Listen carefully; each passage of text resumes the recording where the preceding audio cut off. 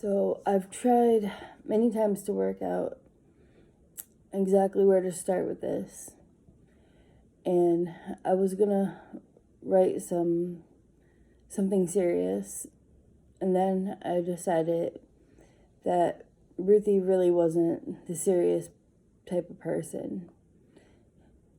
While what I was writing captured her caring nature, it didn't capture the side of her so many of us adored about her and loved about her, like her fun side. So I went back to the drawing board and wrote about the woman who was larger than life. She always had a saying, when I'm dead, bury me upside down so the whole world can kiss my rear end. Well, she didn't really use those words, but you could use your imagination. Sounds kind of morbid now, but she lived by that philosophy. She lived that tell it like it is, hold nothing back, never tell a lie, live life as it is attitude. If you're in the room today, or you're watching this video today, and you haven't been yelled at, cussed at, or hit by, or pinched, poked, pushed,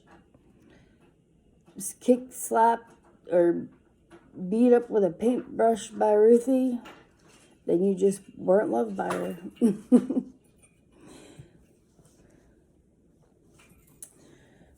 Ruthie grew up in the 60s and 70s era, the days of the hippies. And she loved the hippie culture.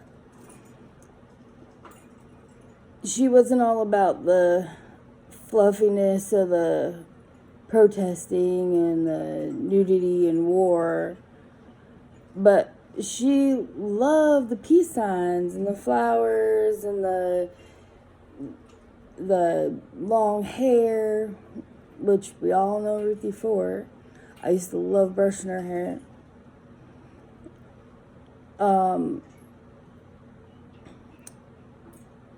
She would be one of the first to just, jump in the back of a van, just chill out. I was just, Ruthie had that let loose, attitude as a kid. And she would always tell us kids growing up, there isn't anything you can do or get by me that I haven't already done. So always remember that I did it first. And she always had good sayings like that kept me on the straight and narrow. And speaking of Ruthie growing up, I did remember something a story she would always tell me about Grandma Wallace when she was little. Would always make her and her sisters onion sandwiches when they were going out into the woods to pick mushrooms to help keep the snakes away. And every once in a while, me and her would sit and still eat an onion sandwich. And every time we did, she would tell me that story. Speaking of stories, her silly self loved to scare the living daylights out of us kids. She got a kick out of it. I remember coming home from visiting Aunt Joanne and Uncle Bobby one day, and it was dark out. I think we were acting up or fighting with one another, and Ruthie said to us girls, keep it up, and the Topaks are coming to get you. We looked at each other and then looked at our dad, and we said, what is that? Like, what's a Topak? And she said, there are these red eyes that live in the trees, and if there's bad kids, they'll come out of the trees and eat you. my dad looked at her and he said, "Oh, Ruth Emily, don't scare the kids." And she said, "Carl, it's true." She said, "You watch all the way home. You keep your eye out for the red lights." And I don't know if it was just our imagination or if there was just a lot of red lights that night, but we saw red lights everywhere we went, from Aunt Joanne's house all the way down to Nanticoke. It was so bad. She actually had my dad scared. But she swore all the way up until her adulthood, until we were adults, that those toe packs were real. I also remember a time where she took us to Horror Hall when we were young, little. And we all started crying. Okay, well, I started crying. I was scared. And they took us backstage to show us how they did the sound effects. And Ruthie was holding my hand, telling me, "Don't be scared, don't be scared. It's only fake stuff. It's people in costumes." And even though I was scared and I wasted her and Dad's money going into there, she still laughed about it. And we all went home, and she held my head, rubbed my back, let me sit by her on the couch until I felt better and comforted through the night. And she was just, I'll never forget that day.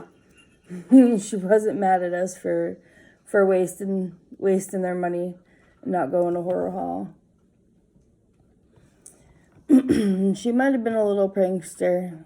Tell it all like it is, lady. A sailor by mouth and not by water. And a bit of a brute at times. But she also had the most caring and loving and tender and nurturing side to her. She made you want to be her sister, her best friend, her daughter, her son, her sidekick, her grandchild, the coworker, her pal, or your relative, or whatever she was to you, just because you loved her. She helped so many of us raise our babies, and not because we asked her to, but because she wanted to. She loved taking care of each and every one of those little ones' lives that she touched, and that includes mine.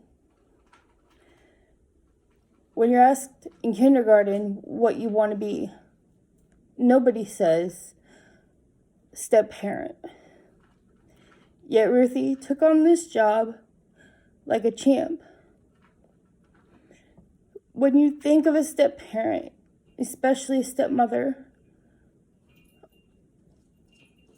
most people think of Cinderella's stepmom, the evil stepmom of Snow White, or they even think about the mom that's going to step on the feet of the biological mother.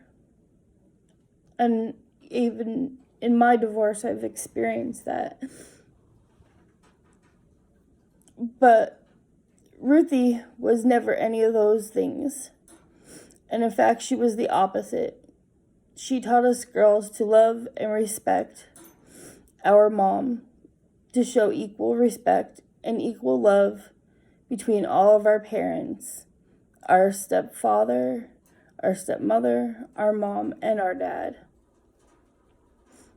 I will miss her like crazy, and all of our days of crocheting and cooking, shopping, dumpster diving, my cooking lessons and coloring, sitting on the porch at the lake just talking, our 6-hour phone conversations, her yelling at me for playing pranks, like when I told her Carrie Ann fell out the bedroom window, Haha, April Fools. And she made me the fool.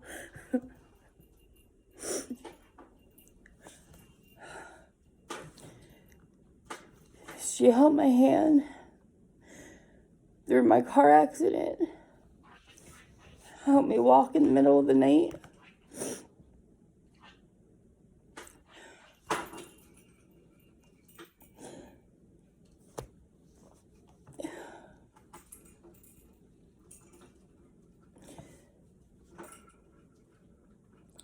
Gave me her pink recliner to sleep in and told me to eat the green jello so I could finally go home.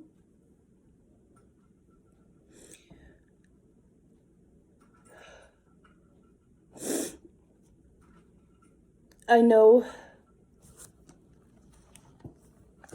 I'm sorry.